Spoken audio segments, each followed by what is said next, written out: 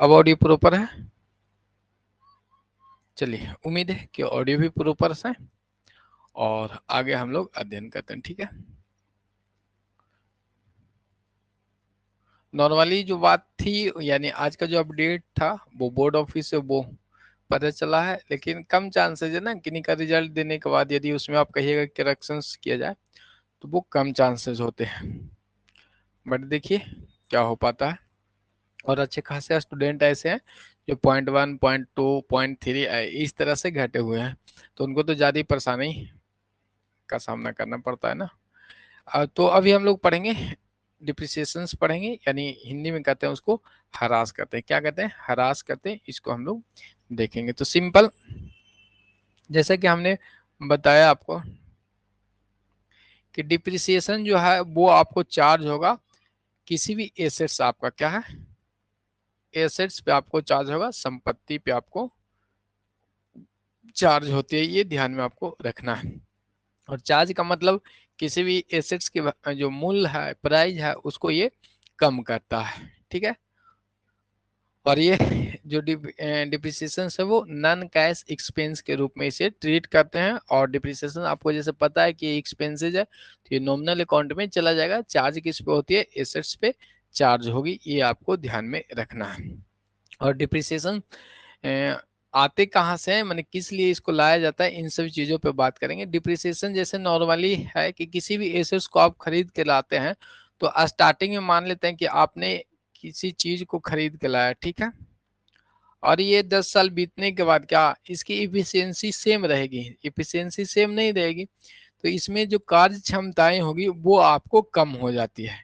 तो यही जो वैल्यू कमता है उसी को हम लोग कहते हैं हरास कहते हैं। मतलब कि किसी भी एसेट्स को यूज करने पे जो उसमें टीयर और बियर होता है, माने जो घिसाव होते हैं या क्षय होते हैं, उसके कारण जो उसके मूल्य में कमी आती है उसी को हम लोग कहते हैं डिप्रिसिएशंस कहते हैं। ठीक है, तो नॉर्मल सा शब्द में आपको अच्छे से समझ में आ गया।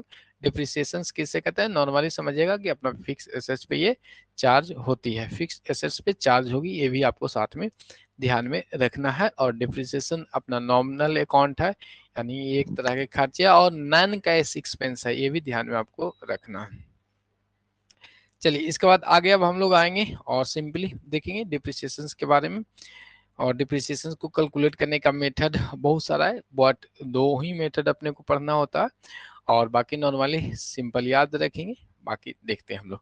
डिप्रिसिएशन जो है वह है आपको क्या है, अस्थाई परिसंपत्तियों के मूल्य में कमी आती है। क्या आती है? कि अस्थाई परिसंपत्तियों के मूल्य में कमी आती है, और इस कमी को तकनीकी रूप से मूल्य के ह्रास करते हैं। मतलब किसी भी एसेट्स के मूल्य में यदि वो कमी आती है उसी को हम लोग ह्रास कहते हैं। ध्यान रखेंगे, अकाउंटिंग स्टैंडर्ड 6 में डिप्रिसिएशन की चर्चा है, और अकाउंटिंग स्टैंडर्ड 10 में भी आपको डिप्रिसिएशन की चर्चा है, ये ध्यान में रखेंगे। अकाउंटिंग स्टैंडर्ड 6 जो है इशू बाय द, आपको जितने अकाउंटिंग स्टैंडर्ड वो अपना institute of chartered accountant of India यानी ICAI का फुल फॉर्म याद रखेंगे, जो इशू किया गया है the institute of chartered accountant of India के द्वारा ये जारी किया गया। ध्यान रखिएगा, the institute of chartered accountants of India, ठीक है, ये अपना जारी करते हैं। और अकाउंटिंग स्टैंडर्ड 6 डिप्रिसिएशन और अभी 10 भी डिप्रिसिएशन में अमेंडमेंट किया गया। ठीक है, आगे देखते हैं। Institute of cost and management accounting ICMI, ठीक है, institute of cost and management accounting full form याद रखिएगा। लंदन के अनुसार जो डिप्रिसिएशन का परिभाषा दिया गया है, ह्रास पे परिसंपत्तियों के वास्तविक मूल्य में उपयोग, क्या है, वास्तविक मूल्य में इसके उपयोग एवं अथवा क्या है समय बीतने के कारण आई घटोतरी को कहते हैं। मतलब किसी भी चीज को, यानी परिसंपत्ति जो एसेट्स है उसको हम लोग वास्तविक मूल्य में कमी आता है किसके कारण? उपयोग से, या तो फिर समय बीतने से। जैसे मान लेते हैं कि कोई भी आपने 1970 की कार है आपके पास, एम्बेसडर, ठीक है, 1970 की कार आपके पास है एम्बेसडर, तो क्या इसका वैल्यू जो उस समय था वो अभी है? नहीं है। नहीं है के कारण क्या है कि इसमें जो समय का बीत गया है और ये अपना रनिंग पीरियड में नहीं है, मतलब जो टेक्नोलॉजी अभी चल रहा है उसके हिसाब से ये ओल्ड वर्जन हो गए हैं। ठीक है, तो मोबाइल का बेस्ट एग्जांपल देखते हैं, आता है 6 महीना में ओल्ड वर्जन हो जाता है, उसके मूल्य ही गिर जाता है, ठीक है।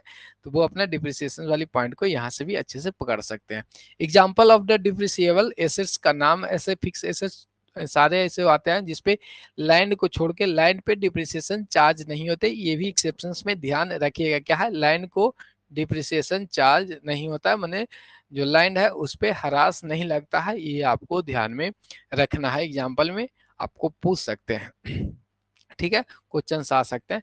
तो एग्जाम्पल ऑफ डिप्रिसिएबल एसेट्स जैसे मशीन हो गया, plant, furnitures, building, computer, truck, van, equipment, जितने भी फिक्स एसेट्स है उस पर डिप्रिसिएशन आपको चार्ज होते हैं, या तो आपको क्या कहते हैं उसको, एक सेकेंड, अमूर्त और मूर्त, क्या कहते हैं, अमूर्त और मूर्त, टैंजिबल और इनटैंजिबल्स दोनों पे अपना डिप्रिसिएशन चार्ज होगी, ये ध्यान में आपको रखना है। क्लियर है। बट एक्सेप्शंस में कौन है, लैंड, लैंड पे आपको, भूमि पे आपको डिप्रिसिएशन चार्ज नहीं होती है। चलिए, तो अभी तक की कोई ऐसा शब्द या कोई ऐसा वाक्य जो आपको समझ में नहीं आया हो तो कमेंट करके पूछेगा, फिर आगे हम लोग देखते हैं। ठीक है, अब तो डिप्रिसिएशन के बारे में जान गए कि डिप्रिसिएशन क्या है, कैसे होता है, किस पे चार्ज होती है, कब कब लगती है, किसके कारण लगते हैं, ये सब देख लिया। अब इसके कुछ जो क्या कहते हैं डिप्रिसिएशन के जो हानि सॉरी जो फीचर्स हैं वो देख लेते हैं। तो नॉर्मली आपको पता है कि डिप्रिसिएशन चार्ज है मतलब अपनी संपत्ति के मूल्य में वैल्यू को कम करता है, मतलब एक तरह के ये खर्चे है, मतलब ये समान हानि है आपके लिए। क्या, यह समान हानि है।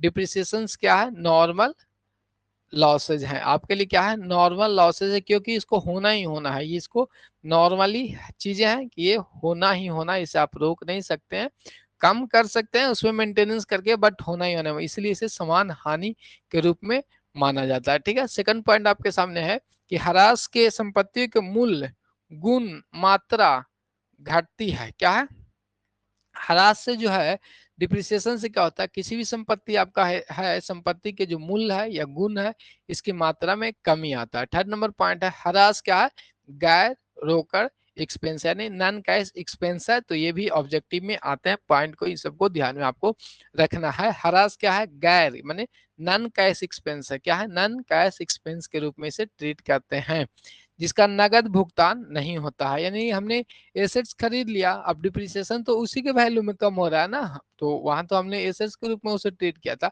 अब जो अब डिप्रिसिएशन चार्ज करते हैं उससे क्या होता है कि कुछ प्रॉफिट अपने को सेव हो जाता है, क्या फाइनेंशियल स्थिति अपना अच्छा हो जाता है। ठीक है, तो इन सभी कारणों के कारण जो भी फाइनेंशियल स्थिति है उसका बैलेंसिंग आपको अच्छे से पता चल पाता है, ओवर वैल्यूड नहीं हो पाती इसके कारण। ठीक है, आगे चलते हैं। फिर नेक्स्ट देखेंगे, यह निरंतर चलने वाली प्रक्रिया है। डिप्रिसिएशन क्या है, निरंतर आपको चलने वाली प्रक्रिया है, 1 साल 2 साल 3 साल 4 साल जितना दिन एसेट्स आपके पास है वो चलते रहेगा उस पर डिप्रिसिएशन। ठीक है, आगे देखते हैं। अब ह्रास के कारण क्या होता है, डिप्रिसिएशन के कारण क्या होते हैं वो आपको देखना है। तो सिंपल यहाँ पे देखेंगे ह्रास के कारण क्या है, एक तो आपको टियर एंड वियर यानी उसको यूज करते हैं तो उसमें क्या होती है, घिसावट होती है या क्षय हो जाते हैं, जंग लग के वो अपने को खत्म हो जाता है। जैसे लोहे की कोई मशीन आपके यहाँ धरा हुआ है तो वो जंग लग जाएगा। सिंपल एग्जाम्पल्स, अभी तो आपको टीना का क्या कहते हैं सूप देखने को नहीं मिलता होगा। ठीक है, जैसे ही बरसात अभी आएगा वो ऊपर रखिएगा, कहानी खत्म हो जाता है। तो क्या होता है, उसमें क्षय हो जाता है। घिसने का मतलब, अब बाइक चलाते हैं तो उसके जो पहिए हैं वो आपको घिस जाते हैं, जहां भी डिस्क ब्रेक मारते हैं तो वो तो उसमें क्या होता है, उसकी वैल्यू में कमी आ जाती है। तो कारण ह्रास का यही सब है, आपको उसको यूज करते हैं तो उसमें घिसावट और जो क्षय होता है उसके कारण। ठीक है, और सेकंड जो कारण है वो देखेंगे, कानूनी अधिकार से समाप्त हो जाता है। क्या है, जैसे आपने पेटेंट 3 साल का ले रखा था, किसी भी पेटेंट को आपको मिला था तो वो ऑटोमेटिक खत्म हो गया। मान लेते हैं कि बियर की दुकान आपने खोल रखी थी, अभी तो बेस्ट एग्जांपल है ना पियक्कड़ के लिए। ठीक है, तो बाकी तो उम्मीद है कि आप लोग शराब नहीं पीते होंगे। ठीक है, तो ये सब ठीक चीज नहीं है, ये भी ध्यान में आपको रखना है, क्योंकि यदि आप पीते हैं तो आपके आने वाली पीढ़ी भी पियेंगे, जितना बदमाशी आप करें वो भी करेंगे। ठीक है, आपसे ज्यादा ही करेंगे, तो इन सभी चीजों से आपको दूर रहना। ठीक है, कानूनी अधिकार की बात कर रहे थे कि किसी भी एसेट्स को आपने क्या मिला, कानूनी अधिकार मिल रखा कि 10 साल के लिए आप यूज कर सकते हैं, 5 साल के लिए इसे ट्रीट कर सकते हैं। जैसे ही 5 साल होता उसकी वैल्यू आपकी कहानी खत्म होती है, क्योंकि वो यूजेबल नहीं है, उसका वैल्यू आपको अस्क्राइब के रूप में आ जाता है। ठीक है, थर्ड नंबर का पॉइंट है कि ह्रास का यानी डिप्रिसिएशन का कारण क्या है, अप्रचलन में आना। अभी आप क्या कहते हैं, रेडियो को देख लीजिए। रेडियो जब आप बचपन में थे तो अच्छे से रेडियो को सुनते थे, ठीक है। अभी 4 बज रहा है तो विविध भारती लगा के ये अभी सुनते थे सब लोग, सदाबहार गाने रात में देता था ना। तो वो अब रेडियो का जो वैल्यू है वो क्या अप्रचलन में नहीं है, माने ना के बराबर, क्या बहुत रेयर आपको रेडियो देखने को मिलेगा। ये अब म्यूजियम में रखने वाली चीजें हो गए, ठीक है, ये ध्यान में रखना है। बाकी तो पी के देखे ही होंगे, उसके लिए यूज में आ सकते हैं। तो सिंपल क्या है, अप्रचलन मतलब उसका ट्रेंड खत्म हो गया, ठीक है। जैसे कोई फैशन की आपके शॉप में कपड़े आ जाते हैं, अभी तो फीमेल कैंडिडेट तो भाई अपडेटेड ही रहेंगे, तो उनको क्या कहते हैं, जैसे ही पुराना आ गया तो वो सीधे 40% लेस पे ले लेंगे। क्या है, क्योंकि वो अप्रचलन पे 2000 की वो सूट है, बट वो ट्रेंड में नहीं है, तो वो सीधे कहेंगे कि हमें 40% पे दीजिएगा, तो बताइए, ठीक है। तो वो उस पे आ जाते हैं, ठीक है। यानी 2000 के सी 800 में ले लेंगे, मतलब जो ये वैल्यू कमा इसका वो ही डिप्रिसिएशन कारण, मतलब अप्रचलन में है वो चीजें अब इस ट्रेंड में नहीं है, क्योंकि खरीदने वाले को है नहीं, तो दुकानदार के पास भी रहे वो खराब हो जाएंगे ना, तो वही चीजें अप्रचलन। क्लियर है, किसी को कोई दिक्कत रहेगा तो वो कमेंट कीजिएगा। आगे देखते हैं असमान तत्व। अब असमान तत्व, समान तत्व का मतलब हुआ कि नॉर्मली ये होगा ही होगा, जैसे टीयर बियर करते हैं वो समान। असमान तत्व का मतलब हुआ कि यदि आपकी गोदाम है, वहां पे आग लग गई, आपकी जो बाइक है या कार है या इक्विपमेंट है, एक्सीडेंट हो गया, दुर्घटनाग्रस्त हो गई, तो वो उसमें क्या है, उससे भी आपकी जो वैल्यू है उसको कम जाता है, तो उसे भी हम लोग ह्रास के रूप में देखते हैं, ठीक है। तो असमान तत्व समझ में आ गया। जैसे ही बाइक आपने आज ही निकाला, एक कार निकाला, क्या निकाला आपने, आज ही कार निकाला, आगे जाके इसमें आपने ठोक दी, ठीक है। तो अब ठोकने के बाद क्या हो जाएगा, इसकी वैल्यू 8 लाख की, अभी आपने कार निकाला, सीधे ये 4 लाख में बेचने के लिए तैयार रहेगा, वो भी खरीदने वाले थोड़ा सा सोच समझ के ही लेते हैं, ठीक है। तो वो क्या हुआ, जो भी वैल्यू अपना कमा उसको हम लोग ह्रास के कारण ही कहते हैं, तो ठीक है, ये असमान तत्व हो गए, मतलब नॉर्मल चीजें नहीं है। क्लियर है। अब देखते हैं कि कानूनी अधिकार का समाप्त। जैसे भी हमने कानूनी अधिकार पे आपको बता रखा था कि व्यवसाय के लिए कुछ परिसंपत्तियों का मूल उनके उपयोग करने का करार पूर्व निश्चित समय के समाप्ति के है, यहाँ पे इसको कर लीजिएगा के समाप्ति पे खत्म हो जाते हैं। क्या, जो पूर्व निश्चित कोई भी आपने संपत्ति लिया है उसको क्या है, एक निश्चित समय दिया होता कि 2 साल के बाद आपको इसको यूज नहीं करना, कहानी खत्म हो गया, ठीक है। तो ऐसी परिसंपत्तियों के उदाहरण के लिए, जैसे आपको कॉपीराइट मिल गया किसी चीज को बेचने के लिए, या पट्टा पे आपने ले रखा है, पेटेंट आपको मिला है, तो ये एक निश्चित अवधि के लिए आपको कॉपीराइट मिलता है 5 साल के लिए। डोमिनोज के लिए आप पे लेंगे तो वो मिलेगा 2 साल के। किसी का बुक आप कॉपीराइट लेते हैं तो वो बोले कि 4 साल के लिए आपको देंगे, जैसे ही 4 साल होगा वो आपकी खत्म हो जाती है, उसकी वैल्यू जितना आपने पे कर रखा वो सब जीरो हो जाएगा, ठीक है। व्यवसाय के लिए इनको उपयोग उपयोगिता उनकी प्राप्त कानून समर्थन से हटते ही समाप्त हो जाती है, मतलब जो भी उपयोगिता आपको मिल रखा था, जो यूज कर रहे थे आप कॉपीराइट के लिए, माने साहित्य भवन पब्लिकेशंस की बुक यदि आप बेच रहे थे, जैसे ही आपको 4 साल की अवधि पूरी हो गई और जो कॉन्ट्रैक्ट में आपको 4 साल के लिए वो एसेट्स मिला होता है, यानी इनटेंजिबल एसेट्स के रूप में कॉपीराइट है, तो वो उसकी वैल्यू आपको शून्य हो जाती है, तो वो आप लोग डिप्रिसिएशन उसकी वैल्यू को 4 साल से डिवाइड करके डिप्रिसिएशन निकाल लेते हैं, वो हम लोग आगे चर्चा करेंगे, ठीक है। चलिए अभी देखते हैं अप्रचलन के बाद, जैसे हमने आपको बता रखा है, फिर से उसको देख लेते हैं ना। स्थानों परिसंपत्तियों को ह्रास का एक और तत्व अप्रचलन। साधारण शब्दों में अप्रचलन का क्या अर्थ होता है, समय अनुकूल ना होना। अप्रचलन का मतलब समय अनुकूल ना होना, प्रचलन का मतलब आपके हिसाब से चला, मैंने समय अनुकूल है, अप्रचलन समय अनुकूल ना होना। अप्रचलन से अभिप्राय किसी परिसंपत्तियों का पुराना हो जाना क्योंकि अब उससे और श्रेष्ठ परिसंपत्ति उपलब्ध हो गया है। मतलब क्या है कि एट प्रेजेंट टाइम में न्यू वर्जन की मोबाइल आ गए हैं, क्या है अब तो भाई एप्पल कितना 13 चल रहा है ना जी, 13 प्रो क्या क्या चलते रहता है, यानी अपडेटेड हो जाता है। 6 मंथ में ही आपको वीवो V1 Z1 2 1 सब आ जाता है, ठीक है। तो वो क्या गया, पुराने वाली चीज अप्रचलन में आ गया, और फैशन वाली चीज तो हमने आपको बताई ही, फीमेल महिलाओं के साथ वो अच्छे से होता है, ठीक है। निम्न तत्वों के कारण हो जाते हैं। अब अप्रचलन के कौन कौन से कारण है, किस किस वजह से हो जाते हैं, वो भी देख लीजिएगा। क्या, तकनीक में परिवर्तन। क्या, आपकी गाड़ी जो थी वो 2 रेटिंग सेफ्टी था, अब आ गया 5 रेटिंग, ठीक है, उसमें से क्या निकलता उसको तो क्या कहते हैं, एयर बैग निकलने लगा, तो वो आउटडेटेड होने के कारण उसकी प्राइस कम, मतलब तकनीक में चेंजिंग हो गया।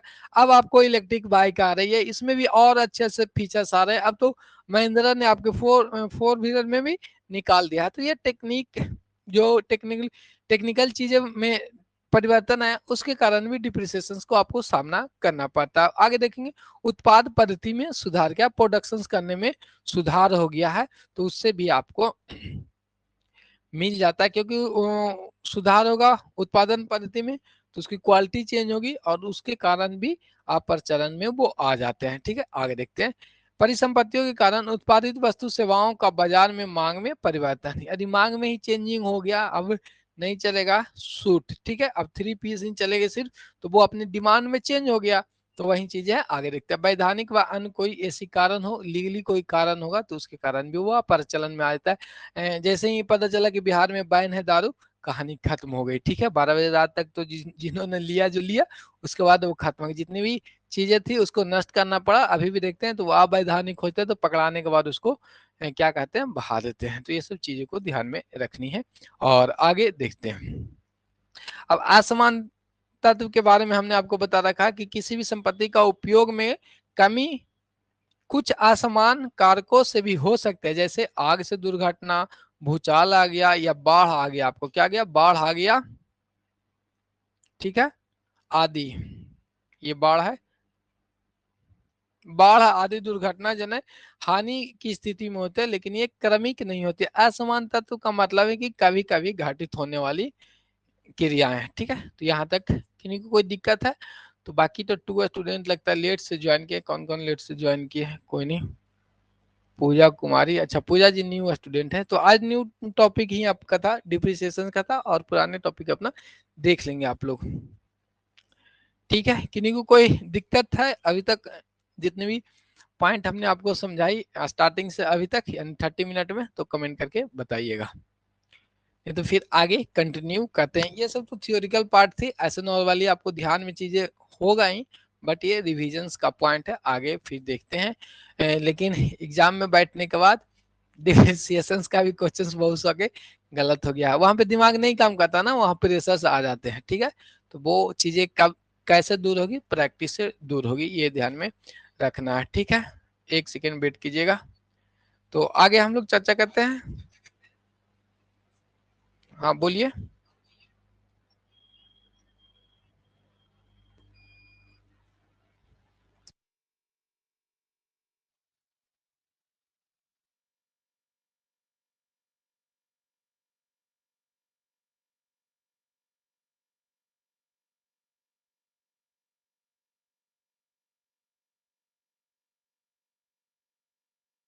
आगे स्टार्ट करते हैं। अभी तक क्लास समझना ही था उनको, फोन किए थे एक स्टूडेंट को थे। ठीक है, तो अभी नॉर्मली अच्छा एमसीक्यू करवाएंगे ना, एमसीक्यू अभी करवाएंगे ना, वो कुछ टॉपिक कर लेना कि जिससे थोड़ा सा बेसिक, अभी तो सारे जो पॉइंट है वो बेसिक चीजें चल रही है, जो नॉर्मल चीजें हैं आपको देखने को मिलते हैं। एमसीक्यू होगा, एमसीक्यू लिए टेंशन नहीं लेने हैं ना। तो सबसे पहले तो जो बेसिक चीजें हैं, कंसेप्ट है, डिप्रिसिएशंस आपको निकालने हैं, बिल ऑफ एक्सचेंज है और बैंक रिकॉन्सिलेशन है, तो ये सब नॉर्मल कर लेते हैं। कंपनी उपनी आने के पहले 1-2 दिन लगातार एमसीक्यू ही कर लेंगे। ठीक है, प्रैक्टिस सेट मार्केट में आया है? आया है, बताइएगा कोई कमेंट करके, कॉमर्स से रिलेटेड कोई प्रैक्टिस सेट आया है? तो स्टेट वाला जो आया था तो अभी नहीं, हाँ तो वही दिक्कत है ना कि सब्जेक्ट भी अपना है कि नहीं आया, हम ही को निकालना पड़ेगा ना। नहीं सर, अच्छा ठीक है ना, देखते हैं, नहीं होगा तो कुछ समय कम मिल पाता है ना, प्रैक्टिस सेट निकालने के लिए फिर स्टाफ रखना पड़ेगा ना, तब ना वो बेचारा बनाएगा, तो हम क्या क्या करेंगे। चलिए कुछ नहीं, इसी पे हम लोग आगे आते हैं। फिर बाद में वो देख लेंगे, एमसीक्यू आपको हम करवाएंगे, टेंशन नहीं लेना है। अभी तो डिप्रिसिएशंस पे फोकस करते हैं हम लोग। अब यहाँ पे आते हैं कुछ सब डिप्रिसिएशंस के बारे में हमने समझ लिया कि डिप्रिसिएशंस क्या है, जो फिक्स एसेट है उसी पे चार्ज होती है, ये अपने को समझ में आ गया सर। अच्छा, किसके लिए सिलेबस, पूजा जी पूछ रहे हैं कि सर इसके लिए सिलेबस क्या है। देखिए, नॉर्मली विभाग की तरफ से कुछ नहीं बोला गया है, सिर्फ बोल दिया गया है कि एनी वन ऑफ सब्जेक्ट आपको चूज कर लेना है। तो मतलब उनके तरफ से कहा तो यही गया कि जो सब्जेक्ट चूज करते हैं उसी से क्वेश्चन आएगा। और यदि आप अकाउंट चूज किए तो अकाउंट से आएगा। तो अकाउंट का सिलेबस आपको 11 से लेके बीकॉम तो कम से कम आपको करना है, यदि समय रहता है तो एमकॉम वाला कुछ पोर्शन, बीकॉम पर्याप्त बढ़िया से कर लेंगे तो वो पर्याप्त हो जाएगा, एमकॉम तक जाने की जरूरत नहीं पड़ेगी मेरे हिसाब से, क्योंकि उतना की जरूरत पड़ेगा ही नहीं। ठीक है, और बाकी क्वेश्चंस आपने स्टेट में देखा ही होगा कि नॉर्मल नॉर्मल जो थ्योरी का पार्ट है वही आता है, और आपको पता भी नहीं चलता है कि ये हमको पढ़ना चाहिए था। ठीक है, तो पूजा जी सिलेबस जो है वो आपको 11-12 बीकॉम आपको कम से कम इतना कवर कर लेनी है 2 मंथ में, और 11-12 और बीकॉम 2 मंथ में कवर करने के लिए आपको स्पीड चाहिए, एक्यूरेसी चाहिए, चीजों को ध्यान में रखना है, साथ में प्रैक्टिस सेट भी करना है। तो उस पर अपने आप में भी लगे रहिएगा, ये ध्यान में आपको रखना है। ठीक है, यदि कोट उट होता है तब तो आपको समय मिल जाएगा, तैयारी अच्छी से हो जाएगी। बट 2 मंथ में आपको स्पीड ज्यादा रखेंगे तो फिर टॉपिक नहीं समझेंगे, तो वो भी दिक्कत है। चीजों को हम लोग उतना ही लेके चलेंगे जितना आपको समझ में आ जाए। कोशिश रहेगा कि बीकॉम तक का पोर्शन फिर से हम आपको करवा दें, समय रहा तो एमकॉम पे हम लोग आएंगे। ठीक है, आगे देखते हैं।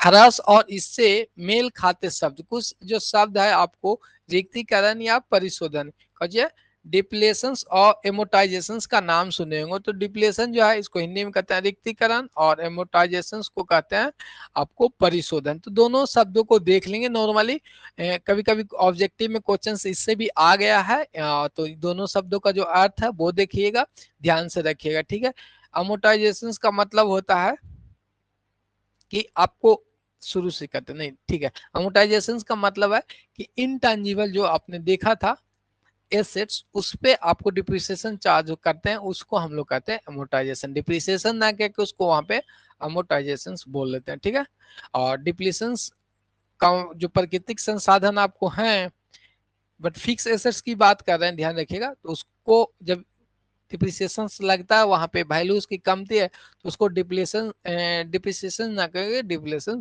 हम लोग कहा लेते हैं। तो वही चीज है कि रिक्तीकरण एवं परिशोधन शब्द को हम लोग देखते हैं जो ह्रास के संबंध में प्रयुक्त होता है। मतलब ह्रास यानी डिप्रिसिएशन के स्थान पे, यानी ह्रास के स्थान पे हम लोग रिक्तीकरण और परिशोधन का भी हम लोग यूज कर लेते हैं। अब कहाँ कहाँ पे यूज करना होता है वो आपको ध्यान रखना है। ठीक है, अब देखते हैं इसका कारण इनका समान लेखांकन व्यवहार है, क्योंकि ये शब्द विभिन्न परिसंपत्तियों की उपयोगिता समाप्ति का क्या कहते हैं प्रतिनिधित्व करती है। जो आपको शब्द दिया गया रिक्तीकरण, ठीक है, हिंदी में कहते हैं रिक्तीकरण, अंग्रेजी में डिप्लेशन आप लोग इसको कहते हैं। ठीक है, तो अब सिंपल समझेंगे कि रिक्तीकरण किसे कहते हैं वो आपको समझना है यहाँ पे। तो रिक्तीकरण शब्द का प्रयोग प्राकृतिक संसाधन, अब प्राकृतिक संसाधन को खोद कर निकालने के संदर्भ में किया जाता है। तो प्राकृतिक संसाधन, और अच्छा अभी तो अकाउंट का ना वो बीएसटी में प्राकृतिक संसाधन लिखे। ठीक है, तो यहाँ पे हम लोग प्राकृतिक संसाधन माने जो नेचर से आपको मिलता है, जैसे कोयला हो गया, खदानें हो गई, हीरा, ये सब जो प्राकृतिक संसाधन से मिलता है उस पे जो वैल्यू, अब हीरा में तो दाम नहीं घटता है ना, बट जो प्राकृतिक संसाधन है उसके मूल में यदि कमी होगी तो उसको हम लोग कहेंगे रिक्तीकरण कहेंगे। क्या कहेंगे? डिप्लीशंस कहेंगे, डिप्रिसिएशन ना करके डिप्लीशंस हम लोग कहते हैं, मतलब रिक्तीकरण कहते हैं। तो वही चीज आपको सिर्फ वन वर्ड ध्यान रखना है कि रिक्तीकरण शब्द का प्रयोग हम लोग प्राकृतिक संसाधनों के मूल में जब कमी आती है तो उस मूल की कमी को हम लोग रिक्तीकरण कहते हैं। बस इतना ही है नॉर्मल चीज, खाली प्राकृतिक संसाधनों के साथ रिक्तीकरण या इंग्लिश में डिप्लीशंस का यूज करते हैं, डिप्रिसिएशन का यूज नहीं करते हैं। तो ध्यान रखिए कभी कभी मैचिंग द फॉलोइंग में आ जाए या कोड ए बी के साथ आ जाए तो चीजों को अच्छे से आपको पकड़नी है। ठीक है, आगे देखते हैं। रिक्तीकरण शब्द का प्रयोग प्राकृतिक संसाधनों को खोद कर निकालने के संदर्भ में किया जाता है, जैसे खाने, खदाने इत्यादि जो भी नेचर की चीज है वो हम लोग निकालते हैं जमीन के अंदर से, उसमें हम लोग यूज करते हैं किसका, रिक्तीकरण शब्द का। यानी जो भी एसेट्स वो निकला उसके मूल में कमी आया समय के साथ या उसके यूज करने के बाद, तो वो हम लोग उसको कहते हैं रिक्तीकरण कहते हैं। इसे माल अथवा परिसंपत्ति की मात्रा की उपलब्धता क्या होती है, घटती है। इससे जो माल है या जो एसेट्स की मात्रा की उपलब्धता इसमें क्या होगी, खदान से कोयला आप लोग निकालेंगे तो उसकी मात्रा कमती जाती है ना, उपलब्धता घटती जाती है। रिक्तीकरण एवं मूल्य मूल्य के मूल में अंतर यह है कि पहले कुछ आर्थिक संसाधनों का उपयोग किया जाता है, जबकि दूसरे में क्या है, संबंधों को परिसंपत्तियों का उपयोग करते हैं। मतलब रिक्तीकरण में हम लोग आर्थिक संसाधन हुआ उसको हम लोग उपयोग करते हैं, और ऐसे डिप्रिसिएशन में हम लोग एसेट्स का यूज करते हैं, उसके संबंध में लगाते हैं। तो सिंपल ध्यान रखेंगे कि रिक्तीकरण या डिप्रिसिएशन जो प्राकृतिक संसाधनों को हम लोग खोद के निकालते हैं, यानी प्राकृतिक संसाधनों के साथ जो डिप्रिसिएशन हम लोग लगाते हैं उसे हम लोग कहते हैं डिप्लीशंस का यूज करते हैं, जो उसकी मूल्य में कमी आ जाएगी। ठीक है, यानी आपको खदान 1 करोड़ में आपको टेंडर्स मिले हैं, बट समय के बाद 6 मंथ के बाद उसके मूल्य में कमी आ जाएगी वो उस खदान का, तो उसी जो कमी को हम लोग क्या कहते हैं, डिप्लीशंस कहते हैं, रिक्तीकरण कहते हैं। तो अच्छे से चीजें समझ में आ गया होगा, कोई दिक्कत है तो वो कमेंट करके पूछा कीजिएगा। ठीक है, सेकंड जो अपना एमोटाइजेशन का हिंदी परिशोधन है वो हम लोग अब देखेंगे। ठीक है, सेकंड क्या था, एमोटाइजेशन है, इसका जो हिंदी में परिशोधन है उसको हम लोग समझते हैं। तो सिंपल एक समझे, जो प्राकृतिक संसाधनों पर यूज करते हैं उसको हम लोग रिक्तीकरण कहते हैं। अभी अमोर्टाइजेशन देखेंगे। ठीक है, परिशोधन की बात ध्यान में रखना है, तो सिर्फ आपको इनटैंजिबल एसेट्स पे जो भी डिप्रिसिएशन लगता है, यानी उसके मूल्य में जो कमी आती है, डिप्रिसिएशन नहीं कहेंगे, जो भी इंटेंजिबल एसेट्स है उसके मूल्य में जो कमी आती है उसी को हम लोग कहते हैं परिशोधन एमोर्टाइजेशन कहते हैं। बस सिंपल इतना ही ध्यान रखना है, बाकी तो समझाने के लिए चीजें हैं वो हम लोग देख लेते हैं।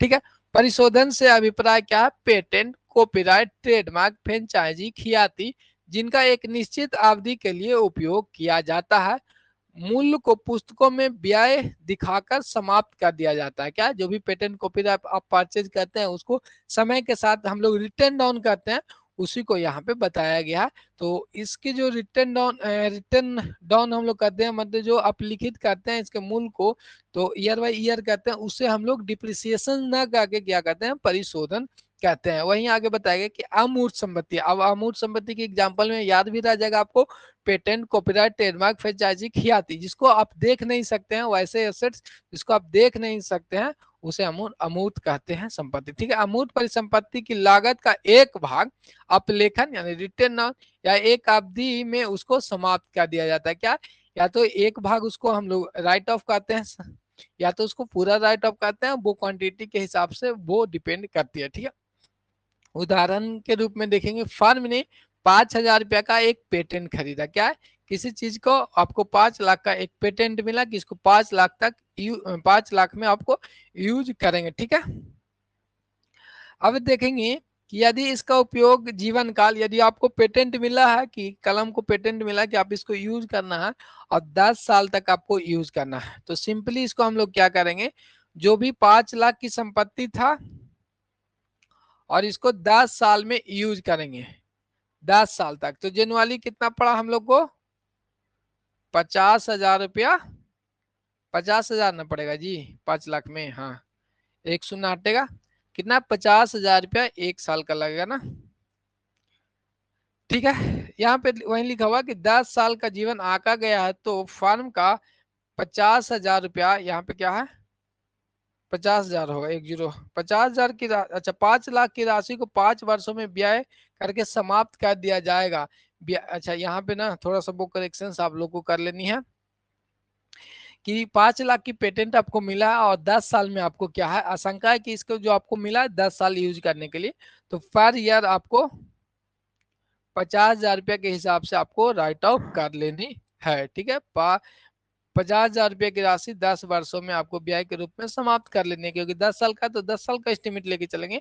ब्याज दिखाई गई राशि तकनीकी रूप से क्या कहेंगे, जो भी हमने ब्याज दिखाया उसको टेक्निकल रूप से क्या कहते हैं, परिशोधन कहते हैं। ये अपने को ध्यान में रखना है। क्लियर है, चलिए तो आगे, अब दोनों चीज आपको पता चल गया होगा, रिक्तीकरण और परिशोधन।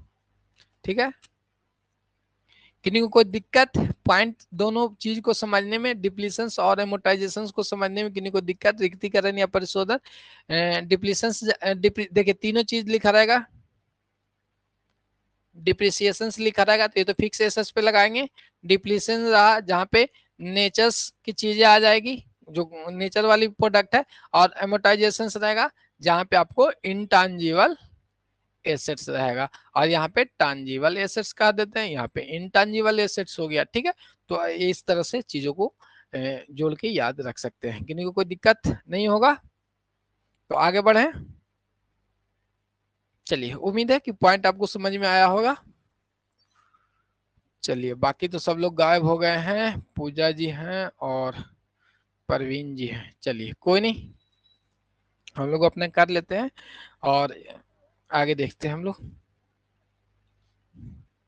अब यहाँ पे कुछ मेथड दिया हुआ है डिप्रिसिएशन का, कि अभी तो हमने समझा कि डिप्रिसिएशन कैसे होता है, किस किस तरह से निकालते हैं। उसके बाद आगे जो आपको ध्यान में रखने वाली चीज है कि डिप्रिसिएशन निकालने का मेथड है कि किस तरह से कैलकुलेट करेंगे। ठीक है, सिंपल अभी हमने देखा कि 5 लाख की संपत्ति थी और उसको 10 साल यूज करते हैं तो 1 साल में कितना पड़ रहा है, मतलब उसको भागा दे के निकाल रहे थे, तो यह एक मेथड हो गया। इसी तरह से डिप्रिसिएशन कैलकुलेट करने के बहुत सारे मेथड है, वो अपने को ध्यान में रखना है। स्टेट वाली पोर्शंस में या फिर यूपी में भी एक क्वेश्चन पूछ लिया गया था कि कौन सा डिप्रिसिएशन का मेथड नहीं है, तो इसको थोड़ा सा ध्यान में याद कर लीजिएगा एक दो बार पढ़ने के बाद। ऐसे तो नॉर्मली नहीं याद होगा, हमको पता है, बट एक दो बार पढ़ेगा, क्योंकि 12-13 में से आपको 4 ऑप्शन रहेगा, उसमें से एक को हटाना रहेगा, थोड़ा सा कंफ्यूजन हो जाती है।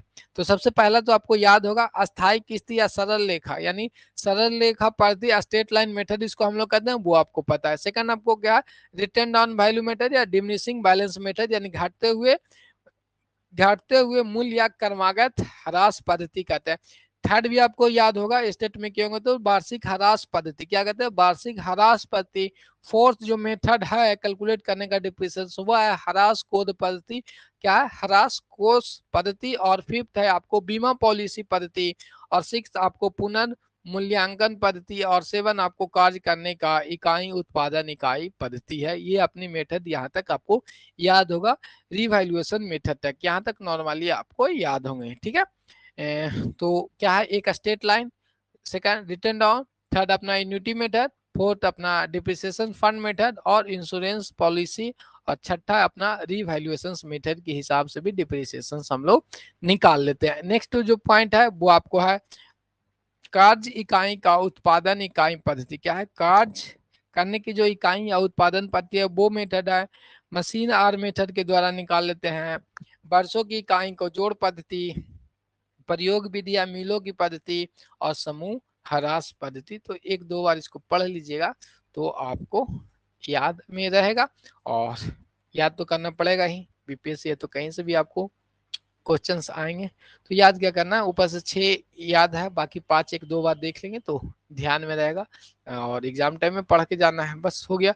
बाकी जो हम लोग को जो पढ़ना है वो 2 ही मेथड को ध्यान में रखनी है, फिर आगे अपना देखेंगे हम लोग नेक्स्ट मेथड को, मेथड ऑफ कैलकुलेटिंग डिप्रिसिएशन क्या है वो हम लोग अभी देखेंगे। यानी ह्रास राशि की गणना की विधि, यानी डिप्रिसिएशन हम लोग किस तरह से कैलकुलेट करेंगे वो आपको देखना है। तो पहला जो मेथड था वो सीधी लेखा विधि यानी स्ट्रेट लाइन मेथड, SLM जिसको हम लोग कहते हैं शॉर्ट में, और सेकंड अपना क्रमागत विधि है। तो SLM का बहुत सारे नाम है, सीधी रेखा कहते हैं, स्थानीय किस्ती पद्धति भी कहते हैं, सरल लेखा कहते हैं, मूल लागत लेखा भी कहते हैं, समान किस्ती पद्धति के नाम से भी सीधी रेखा को जाना जाता है। तो बहुत सारे नाम इनका है, मतलब पर्यायवाची शब्द भी इसका यूज है नाम का। ठीक है, अब आगे जाते हैं। सबसे सिंपल और सबसे आसान जो मेथड है वो आपको स्ट्रेट लाइन मेथड है। जितना कॉस्ट दिया हुआ है और उस यानी किसी एसेट का जो कॉस्ट आपको दिया हुआ है उसका जो जीवन काल है, जितना अवधि तक वो रहेगा उससे भागा देते हैं तो सीधा आपको डिप्रिसिएशन का वैल्यू निकल जाता है, जो हमने पीछे अभी कैलकुलेट किया था। ठीक है, चलिए स्ट्रेट लाइन मेथड को हम लोग देखते हैं।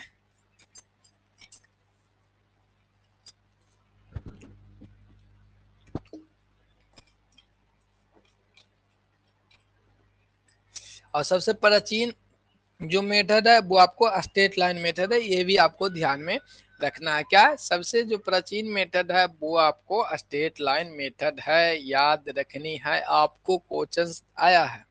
ठीक है, तो ह्रास लगाने की सबसे पुरानी और बहुत अधिक प्रयोग किए जाने वाली विधि का नाम बताएं।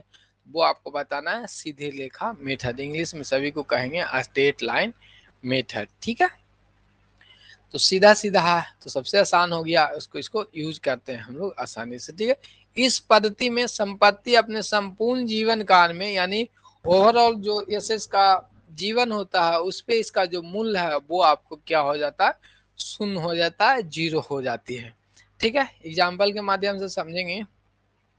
यहाँ पे 2020, 2021, 2022, 2023, ठीक है, वैल्यू रखते हैं 10,000, 20,000, 30,000 और 40,000। ठीक है, किसी एसेट्स को मान लेते हैं आपके पास ये गाड़ी है। ठीक है, इसकी वैल्यू कितना था? 10 लाख रुपया था। कितना था? 10 लाख रुपया। इसका जो एज है वो मानते हैं कि यह गाड़ी 10 साल तक चलेगा, अपने को नहीं मान लेते हैं कि 20 साल तक चलेगा। क्या है? 20 साल तक ये चलने वाला है, ये मान लेते हैं। तो 10 लाख की संपत्ति था, 20 साल तक चलेगा। ठीक है, 5 दूनी 10, तो 2 दूनी 4, कितना गया? 50,000 रुपया। मैंने एक साल में इसका कितना डिप्रिसिएशन लगेगा? 50,000 रुपया लगा। यानी ओवरऑल बता रहा है कि 10 लाख की संपत्ति थी और उम्मीद है कि 10 साल तक 20 साल तक चलने वाली है, मतलब एक साल में ये आपको 50,000 का खत्म होने वाला है इसका वैल्यू। ठीक है, तो यहाँ पे देखेंगे 2020 में 50,000 आया। नेक्स्ट साल भी हम लोग को वहीं पे लगाना है कि 10 लाख का कितना है, 20 साल तक चलेगा, तो इसमें भी 50,000, इसमें भी 50,000, इस नेक्स्ट ईयर। यानी इस जो स्ट्रेट लाइन मेथड है इसमें क्या होता है कि जितनी भी जो कॉस्ट आपको पड़ती है वो क्या सेम पड़ेगी। जो अभी 2020 में जितना कॉस्ट डिप्रिसिएशन चार्ज हुआ उतना ही 2021 में होगा, उतना ही 2022 में होगा, 2023 में होगा। इसीलिए ये जो ग्राफ पे रेखा बनती है वो स्ट्रेट लाइन बनती है, इसलिए इसको स्ट्रेट लाइन मेथड भी के नाम से भी जाना जाता है। ठीक है, इसको हम लोग अस्थाई पद्धति भी कहते हैं। क्या कहते हैं? ये फिक्स्ड है कि 20,000 50,000 चार्ज हुआ तो अगले साल 50, अगले साल 50, नेक्स्ट नेक्स्ट नेक्स्ट सभी 50 ही चार्ज होगा। क्या हो जाता है? ये अस्थाई पद्धति के नाम से भी जानते हैं। बाकी कुछ एग्जाम्पल से भी इसको समझेंगे, अभी तो नॉर्मली ऐसे ही है कि सबसे पहले ये ध्यान रखना है कि स्ट्रेट लाइन मेथड यानी सीधी रेखा जो पद्धति आपको है, सीधी रेखा पद्धति जो है उसके अंतर्गत एसेट्स का जो डिप्रिसिएशन निकालने के लिए सबसे ज्यादा प्रयुक्त किया जाता है और यह सबसे प्राचीन पद्धति है, सबसे पुरानी पद्धतियों में से एक है आपको सीधी लाइन मेथड। और इसमें यह भी ध्यान रखना है कि इस मेथड में जो संपत्ति की वैल्यू है वो आपको जीरो हो जाती है। चलिए आगे देखते हैं। अब ऐसे नॉर्मली फार्मूले की बात करते हैं तो वो देख लेते हैं। स्ट्रेट लाइन मेथड में यदि फार्मूले से निकालना है तो वो भी देख लेंगे कि आपको डिप्रिसिएशन से निकालना है, यानी वार्षिक ह्रास कितना है, मैंने एक साल में कितनी ह्रास होने वाली है वो आपको निकालना है। तो संपत्ति की लागत यानी जितनी की संपत्ति थी उसमें से क्या है अनुमानित अवशिष्ट मूल्य घटा देना बटे अनुमानित परिसंपत्ति के अनुमानित जीवन का। मतलब 10 साल तक वो आपकी कार रहने वाली थी, 20 साल तक था ना, और उसका जो वैल्यू कितना था 20 लाख रुपया, 10 लाख था। चलिए 10 लाख का वैल्यू था, यानी जो संपत्ति का लागत है वो माइनस अनुमानित अवशिष्ट मूल्य, मतलब लास्ट में जो आपके पास जो कार का जो कबाड़ी बचेगा वो कितना में बिकेगा। तो मान लेते हैं कि कबाड़ी की यहाँ हम बेचेंगे लास्ट में तो 5,000 का बेचेगा, तो इसको हम लोग घटा देते हैं बस यही। यदि आपको अवशिष्ट वैल्यू नहीं दिया रहेगा तो इसको हम लोग जीरो लिख लेते हैं या तो फिर लिखते ही नहीं है। तो सिंपल जो फॉर्मूला है वो भी ध्यान में रखनी है आपको, नॉर्मली तो ऐसे निकाल ही लेते हैं आप लोग। ठीक है, बट जो फॉर्मूला है वो भी आपको आ सकते हैं कि कौन सी फॉर्मूला आपको सही है उस पर पिक करना, तो वो ध्यान रखिएगा। मतलब ह्रास निकालना है कि ईयरली ह्रास कितना, वार्षिक ह्रास कितना, तो लागत मूल बटे हम लोग क्या कर रहे थे ER, अब माइनस में क्या करना है यहाँ पे अवशिष्ट मूल्य जो स्क्रैप वैल्यू है। ठीक है। अब आपको रेट निकालना है ह्रास की रेट कितना है। तो जो ये वार्षिक ह्रास निकल के यहाँ से आएगा उसे लिखेंगे, नीचे में कॉस्ट रखेंगे लागत और इंटू 100 कर देंगे तो अपना रेट निकल जाएगा। ठीक है, जैसे प्रॉफिट निकालते हैं ना, प्रॉफिट बटा किराया मूल्य गुना 100, तो इसी में ये ह्रास हो गया, प्रॉफिट की जगह पे किराया मूल्य की जगह पे आपको जो लागत है जो है ही, और ये अपना इंटू 100 है। तो इसमें कोई दिक्कत नहीं, फॉर्मूला को थोड़ा सा ध्यान में रखेंगे और कुछ नहीं है, नॉर्मली स्ट्रेट लाइन मेथड से आपको ये निकलता है। चलिए, तो कुछ क्वेश्चंस आपके सामने है, अब आपको बताना है। एक क्वेश्चन हम बनाएंगे और एक क्वेश्चन आप लोग का कमेंट हम देखेंगे। ठीक है, यहाँ पे देखिए, यहाँ पे बताया कि परिसंपत्ति का मूल लागत 3 लाख रुपया है, जिसका उपयोगी जीवन काल 10 वर्ष तथा अवशिष्ट मूल्य आपको 50,000 लगाया गया है। तो प्रति वर्ष ह्रास की राशि, पहला क्या निकालना, प्रति वर्ष ह्रास की राशि एवं ह्रास की दर निकालना है। तो वार्षिक ह्रास कितना हो जाएगा वो आपको बताना है, लागत माइनस अवशिष्ट ना, लागत माइनस स्क्रैप वैल्यू कहेंगे, अवशिष्ट हिंदी में लिखेंगे अवशिष्ट बटा जीवन का, संपत्ति का जीवन का, शॉर्ट में भी याद रखेंगे, बाकी अपना याद रखना है तो आगे भी डिटेल में याद रखेंगे। लागत का मतलब कितना हो गया, 3 लाख दिया हुआ है। अवशिष्ट का वैल्यू यहाँ पे दिया हुआ आपको 50,000। अवशिष्ट के बारे में यदि कुछ नहीं क्वेश्चन में कहता तो उसको हम लोग 0 मान के चलते हैं। इसमें दिया हुआ है आपको 10। अब इसको डिवाइड करें, 3 लाख में से 50,000 जाएगा तो 2,50,000 रुपया, और नीचे में जीवन कार्ड 10 के 10 है, अब यहाँ से हटा देंगे तो कितना आ गया, 25,000 रुपया है। कितना आया, 25,000 आपको आ गया। ठीक है,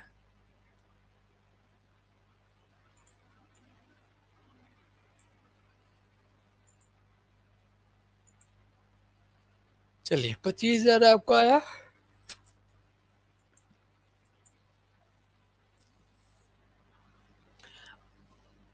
हाँ, जो ही परवीन जी का 25,000 आ गया। इसके बाद आगे देखते हैं हम लोग। अब दर निकालना था, ये तो वार्षिक ह्रास निकल के आया 25,000। अब आपको क्या निकालना है, दरें निकालने की कितनी रेट होगी, ह्रास की दर क्या होगी, क्या ह्रास की दर क्या है। तो ह्रास की दर निकालने के लिए आपको पता है कि जो ह्रास का मूल्य है यानी वार्षिक ह्रास मूल्य, ठीक है, वार्षिक ह्रास मूल्य, उसके बाद क्या लिखना था, जो प्रॉफिट में लिखते थे कॉस्ट। तो कॉस्ट कितना है यानी लागत, क्या है यहाँ पे लिखते हैं वार्षिक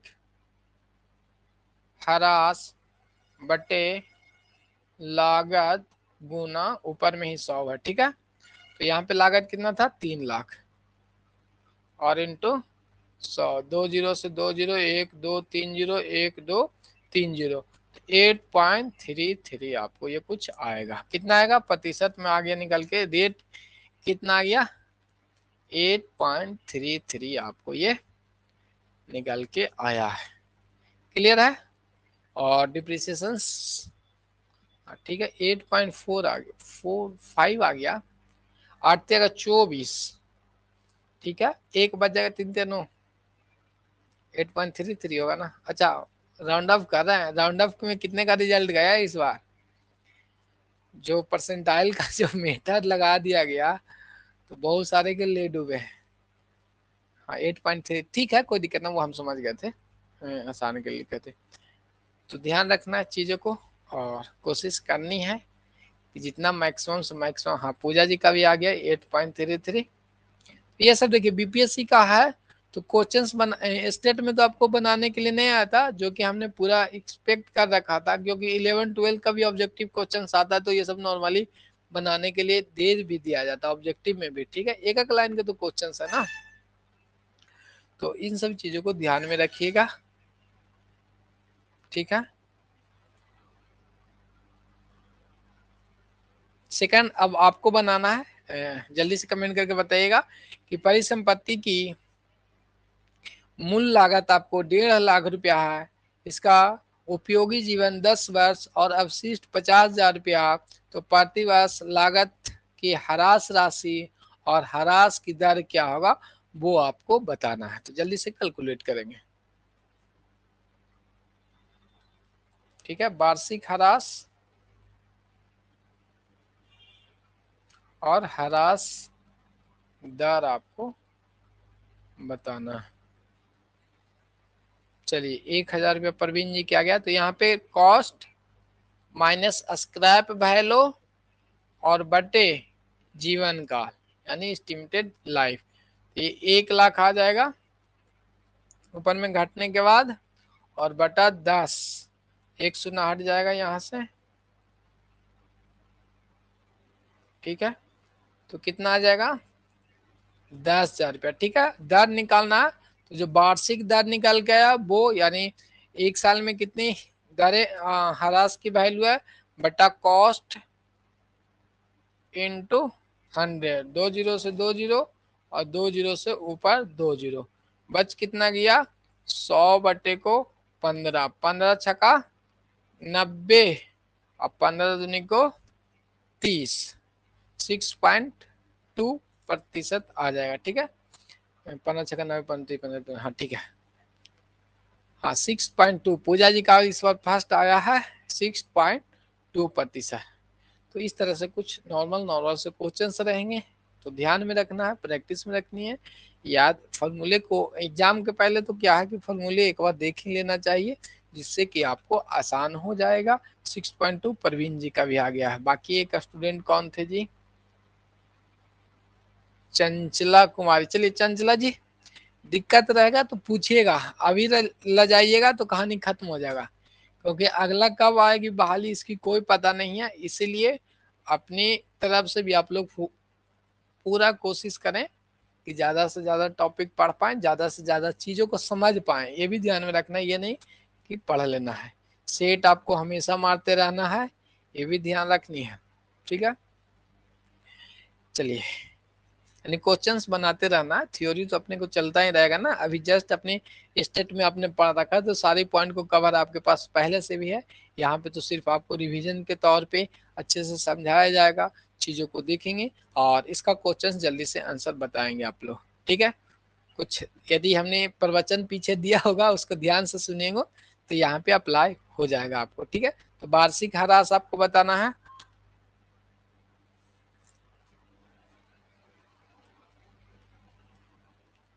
वार्षिक ह्रास की वैल्यू और ह्रास द रेट ऑफ डिप्रिसिएशन आपको बताना है। ठीक है, तो चलिए, उम्मीद है कि आप लोग कैलकुलेट कर रहे होंगे, पीछे पीछे हम भी साथ में कर लेते हैं जिससे कम समय आपको लगेगा। वार्षिक ह्रास का जो फॉर्मूला वो आपको लागत, क्या है, लागत माइनस अस्क्राइब यानी अवशिष्ट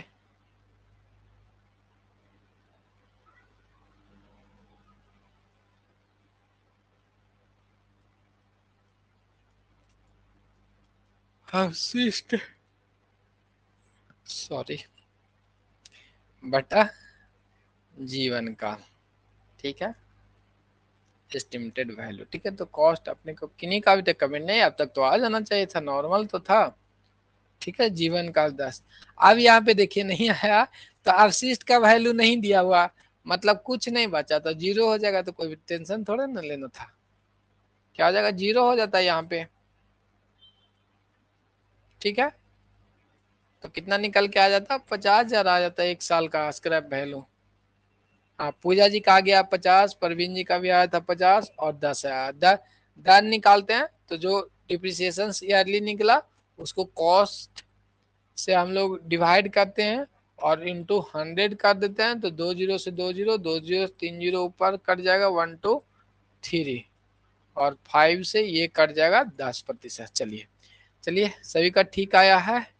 पूजा जी का भी आ गया, जूही परवीन जी का आ गया, चंचला जी का इस बार भी कमेंट नहीं आया, तो क्या नोटबुक लेके नहीं बैठे थे क्या जी, नोटबुक लेके बैठिएगा। ठीक है, या फर्स्ट क्लासेज हो तो टाइमिंग ध्यान रखेंगे, टाइमिंग आपको 5:05 में स्टार्ट है क्लासेज। ठीक है, और बीएसटी के जो क्लासेज आपको 12 बजे 12:05 में स्टार्ट है, तो अभी तो आप लोग को अकाउंट वाले स्टूडेंट है, तो आपकी टाइमिंग 5:05 पे कब है, 5:05 5 मिनट शाम को क्लास की टाइमिंग है, मंडे टू फ्राइडे। क्लियर है? तो आज यहीं पे रखें कि और आगे नेक्स्ट देखें। ठीक है, 2 दिन में कोशिश करेंगे कि एक टॉपिक को 2 दिन में कम से कम खत्म कर ले। जल्दी से कमेंट करके बताइए, और आगे कंटिन्यू करें या रहने दें।